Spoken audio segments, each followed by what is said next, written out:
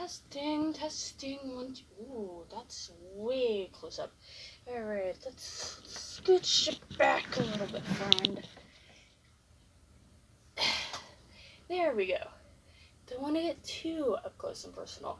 Anyway, hi, it's Sarah. Welcome to the channel. I had a request to talk about books I like. I have my Goodreads link in the About section on the channel, so if you would like to check it out and find out more, that would be swell. But these are some of my favorite books that I pulled off the shelf. It's nowhere near my like a comprehensive list. These are just some of the ones that's like, ooh, I like that. I'd like to talk about that. Ooh, I like that. That would be fun to discuss. And this list does not include ebooks. So these are all Dead Tree books. The first one is called The Grounding of Group 6, which was one of my favorite books growing up. It's by Julian F. Thompson, and it was printed in 1983. Basically, it's about these group of kids who are sent by their parents to be killed. Seriously, that's what the book's about. Group 6 knew they were special, but they didn't know why. Coldwood Country was a perfect boarding school, expensive, innovative, discreet.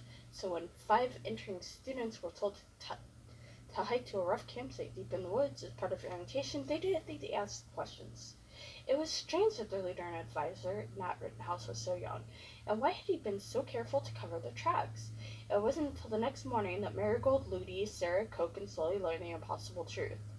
Nat had been hired by the Coldbrook Country School to make sure Group 6 never came out of the woods alive, and their own parents were paying the bill. So this book is actually a lot more fun than it sounds. I mean, yes, it's dire and it's creepy, but I mean, there are a lot of really fun character moments, and the reasoning that the parents want their kids dead is absolutely horrifying, and I love this book. I've loved it for years. The first time I read it, I was in middle school in Georgia. Well, yeah, I was only in middle school in Georgia, so it had to be Georgia. Probably 7th grade. So I was about 12 or 13 when I first read this. But yeah, it's one of my favorite books of all time. Next one, we have Graceling. You know what? I'm not gonna bother reading the backs because seriously, the Goodreads link is right in the about, and you can read it there. It's gonna make this video take a really long time with information that you can easily access. So it's just anyway, this is Graceling, and this is it the Bitter Kingdoms or Seven Kingdoms? I think it's the Seven Kingdoms, because the last book is called Bitter Blue. I think that's what I'm getting confused about. Anyway, this is about a girl, and in this world they have powers called graces. Only, unfortunately, her power is to be really strong and the ability to kill people. So basically, she's just an assassin, and she doesn't like it. And she meets this dude, and they go on adventures. And I'm not really selling it that well. I read it last year, and for some reason it didn't stick, probably because there was so much going on, but I really remember enjoying it, so I'm probably gonna reread this one in my TBR pile. It's a good one. This book, The Motel of the Mysteries. It's basically a picture book. Basically, the Earth has been destroyed. Anthropologists come to see the wreckages of it, and they basically have no idea what happened or what these mysterious people were up to. somebody actually asked me when I was talking about this book if that I wouldn't mind reading it, and I'm not so sure if that would be like a copyright infraction, but it is one of my all-time favorite books.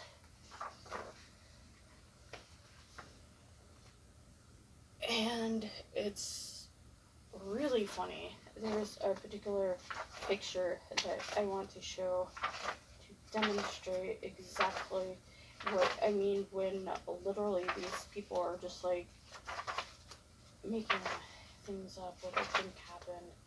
And it's fascinating because you can kind of see where they're coming from.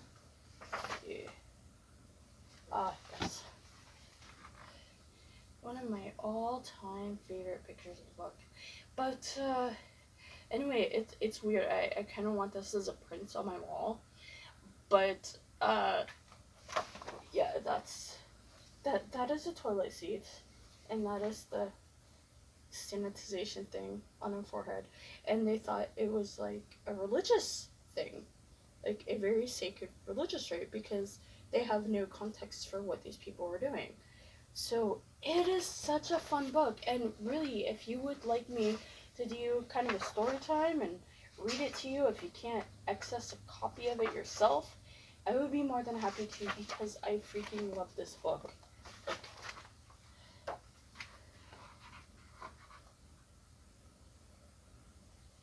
It is so much fun and a joy to read. So, yeah, Tell the Mysteries by David Macaulay, if that's right. I thought that I remembered the name right, but anyway, that's a good one. Oh, I love this book. It's kind of hard to explain it to people because it's basically a zombie book that's not about zombies. Don't get me wrong, there is zombies in this book, but it's basically about blogging and politics. And then there are zombies. But what happens is that in this universe, in 2014, this takes place in 2040, 39, 40. Anyway, in 2014, at San Diego Comic-Con, the world experienced its first major, basically, zombie attack. The zombies went into the convention center and they started attacking people. So this is after the initial zombie things, which I found really interesting when I read it, because honestly, the only other zombie book that I really liked was The Walking Dead. Oh, okay, books. But I mean, I call it a book, you know what I mean, right? But that's because it didn't exactly deal with the zombies. It was more about the people who are actually the Walking Dead. So, and what happened is how it came to be is actually explained in the prequel to this. And this is one of the ones where I would honestly recommend you not read the back, because it's marketed kind of badly, in my opinion. I don't think that the marketing for this book does it justice, but the whole series is great. Okay, wait, actually, there's one novella that I did not care for. I cannot remember what it's called, but it's the one in Australia. It's just, honestly, it added nothing to the series, and I just didn't care for it. But this book is fascinating. Actually, I'm seriously considering just making kind of a spoilerly video talking about the things I loved about the series and the things that I didn't, and trying to start a discussion, because this is one of my all-time favorite books. It's brilliant, and I would highly recommend it. Oh, and I just remembered something. If you have a problem with children or animals dying, this is kind of like a content warning thing. Do not read the series. you will be traumatized. Nobody's safe. Nobody. Um, it's it's one of those books. It's really hard and heartbreaking to read, but it is an absolute brilliant series. And if you don't have a problem with those two things, I would definitely recommend you reading this.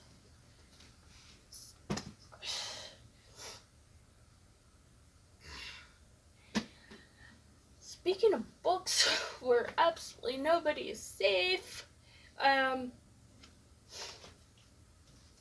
I love this series so much, and I was really, really surprised because my relationship with high fantasy has not been great.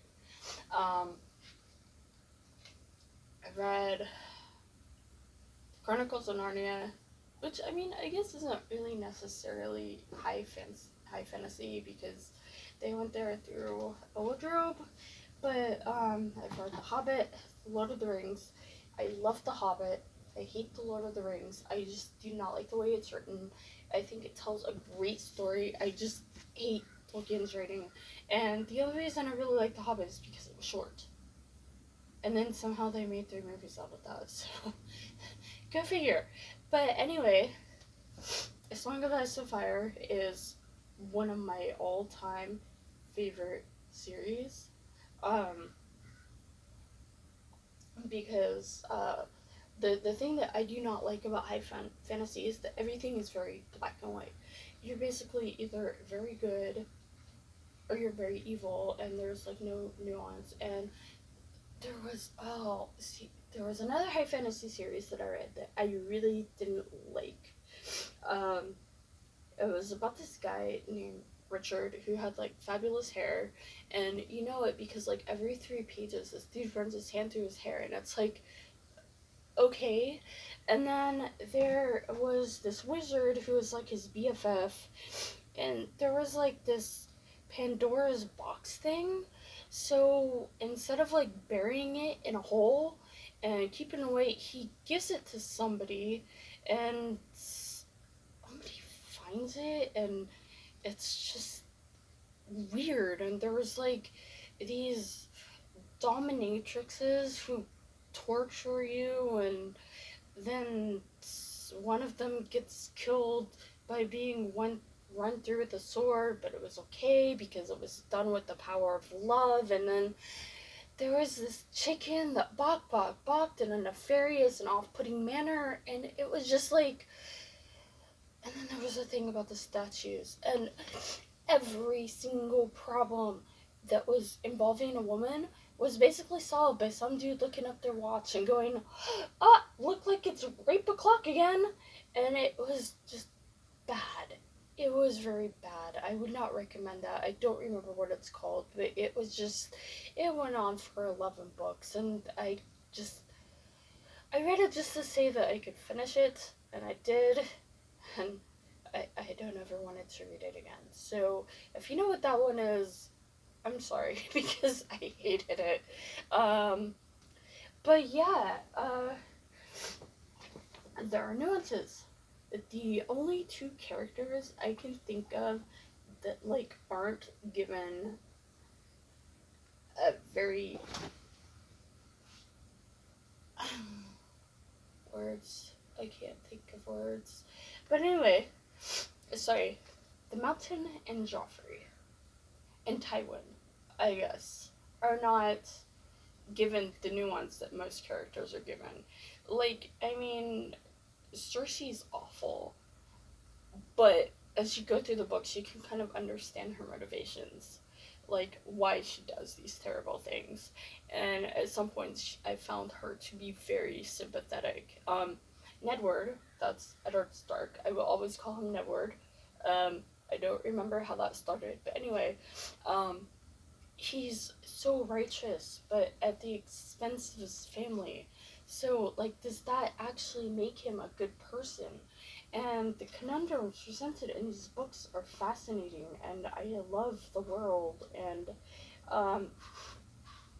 it's funny because I actually was not going to read these books. It's like I'd had people telling me that I would absolutely adore them if I gave them a chance, and I was like, in Game of Thrones that just it's basically musical chairs, ha ha ha. You know, like one of those things. So, a couple years ago, some friends and I were hanging in a bookstore, and I happened to see a copy of it. It basically was this style. I have the rest of the series in mass market paperbacks, but honestly, they're so fat that it hurts my hands to read them. So I've been looking for them in these this style because this is like perfect for me. Um, but yeah, this is my favorite book of the series. But yeah, so anyway, so I'm starting to read it. And I was like, oh, there's just gonna be a wizard, and the wizard staff is gonna have a knob on its end, uh, and so I'm reading it, and in the beginning of the book, Game of Thrones, there are ice zombies, which I don't mind zombies in books. When I said I don't like zombie books, I mean I don't like the whole focus being on zombies because they're not really that scary. I think that live human beings are way scarier than any zombie would be. So they're like battling these weird ice zombies, and it's so tense and it's so creepy, and it's not like any high fantasy I'd ever read before. And maybe there's a lot more high fantasy like this. If there is, please tell me because I would love to read it so much. But anyway, this is one of my favorite series. Again, children, animals, not always safe in this one. So if that affects you negatively, do not read these books. You will be very sad. Oh, that's yeah. Oh.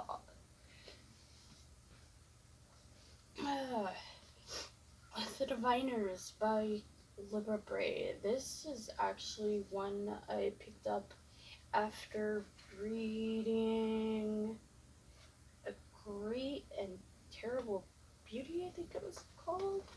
Let's see, does it have? It was a Gemma Doyle trilogy, whatever the first book was called, and I really like the writing, but this takes place in the 1920s, and there are these kids. Well, they're like young adults basically, like they're 16 to 20, and they all have these special powers, and the series goes on and it gets so much more intense. But there's this evil entity who basically wants to become the Antichrist, and it is so creepy. Like, this is a young adult book, and I think that there are many adults who would read this and be terrified just because there are so many bits that are just like so incredibly atmospheric, and there is something that is so incredibly cinematic about this book that it blows my mind that they actually were like, yeah, sure, teenagers should read this because it's not that I'm talking about advocating for censoring books. This is a creepy book. It really is. So yeah, I would definitely give this one a recommend. I read the latest one, Before the Devil Breaks You. That's the third one in the series, and I loved it. I need the fourth one now, but it probably won't come out until a couple years. And this one is controversial. I know. And by the way, I hate this cover so much. It's an awful cover. Why? I'm assuming that this is supposed to be Jace. And first of all, the marks are not as dark as they should be. Um, and secondly, why is he bare chested? Like, actually, you know what? It occurred to me that maybe that's supposed to be Valentine. Which, no, that still wouldn't make sense why he was bare chested. I don't know. But anyway, this cover is so terrible. I actually was not going to read this series either, and it turns out that we're revealing through this video my incredible book snobbery. But yeah, I heard about the controversy surrounding Cassie Clare, and I was like, meh. And then I saw this cover, and I was like, meh. And so I didn't read it for years. Like I think I read it in 2010, and I think it came out in 2007. I think. I could look it up, but I'm lazy.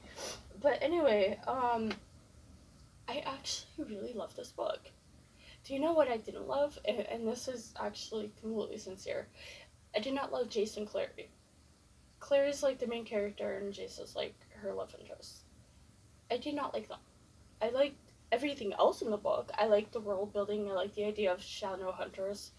And I love Alec and Magnus so much. They're like one of my favorite characters besides Tessa and Jem in this whole series. But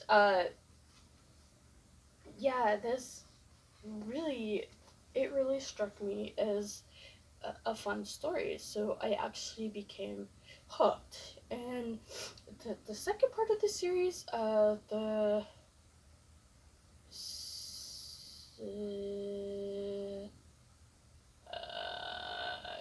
don't remember what they're called, but I didn't care for them for so much. But what really got me back is the Shadow Hunter books, the little novellas that they released, and the Bane Chronicles, and then came out Dark Artifices, which I don't have those in paper. I have them in ebook, but it really brought me back to this world. And I know that there are a lot of people complaining, oh, well, why doesn't she write anything else? And the simplest answer is because she's an author, she doesn't want to, and she doesn't have to. And I know that Cassie Clare is very controversial. I get it, but I do love this series. I love the world building. I love the characters that are not Chase and Clary.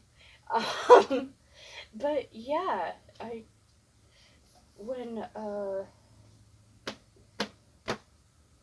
third book in the Dark Artifices comes out, like after that, um, I'm actually no, because the Ghosts of the Shadow Market are supposed to come out in 2019.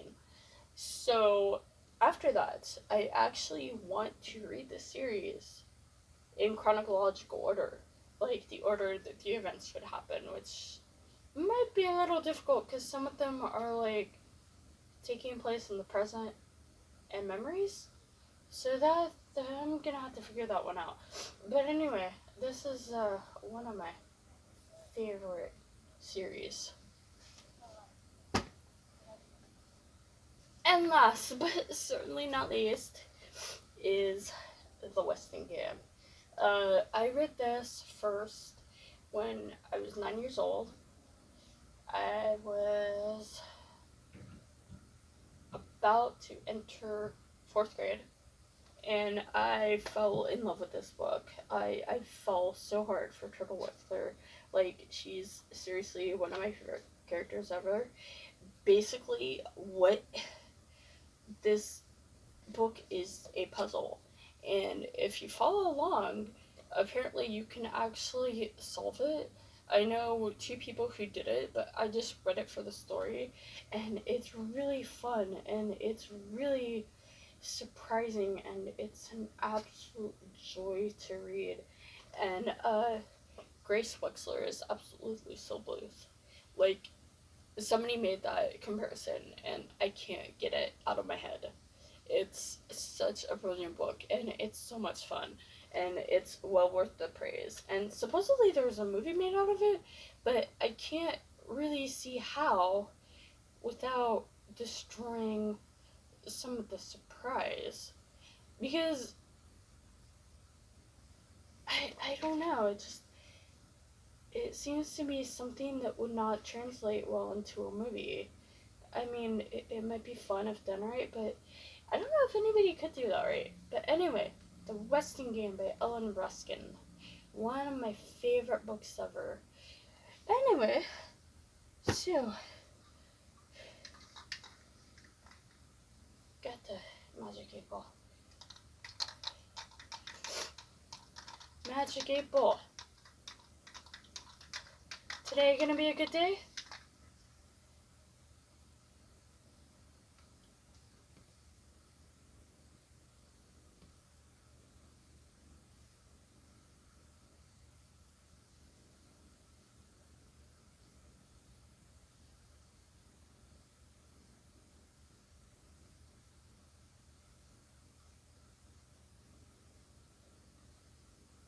Says yes.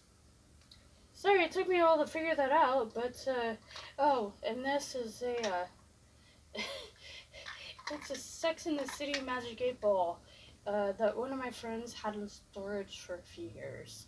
It actually is an 8 ball, and, I was like, oh, you should open it up and see what it says, because the water was obscuring it, so it was really old. It's, like, literally when the show was on HBO, so like over 10 years old.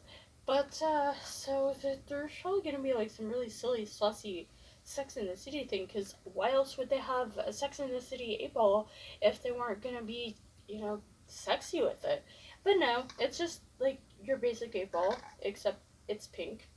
So, I mean, it's cute, but it could have been better. But yeah, so according to the Magic 8 Ball, today's gonna be a great day. So, on that note, make your day great. Bye.